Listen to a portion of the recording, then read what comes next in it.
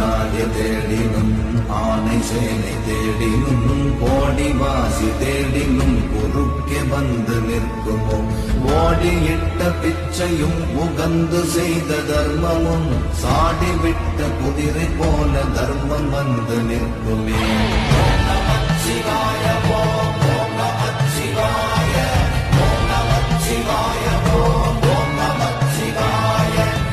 சிவனே என்றிரு மனமே என்றவர்கள் சித்தர்கள். அப்படிப்பட்ட சித்தர்களில் ஒருவர்தான் சிவவாக்கிய சித்தர். அவர் பாடிய பாடல்தான் இது.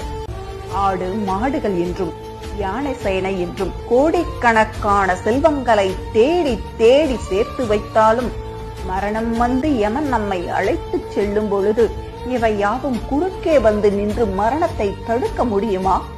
இல்லாதவர்களுக்கும் இயலாதவர்களுக்கும் நீங்கள் ஓடி ஓடி செய்த உதவிகளும் மனம் ஒன்று செய்த அன்னதானம் போன்ற தர்மங்களும் ஆபத்து காலங்களில் சாட்டையால் அடித்த குதிரை போல் விரைவாக வந்து தலை காத்து நிற்கும்.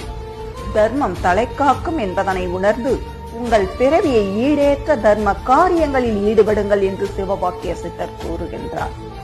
மனிதா, நாம் தேடி தேடி சேர்த்த செல்வங்களால் நிரந்தரமான அமைதியை பெற முடியாது. மற்றவர்களுக்கு உதவும் தர்ம மனப்பான்மையே இறுதியில் நிலைத்து நிற்கும் என்பதனை உணர்ந்து கொள்.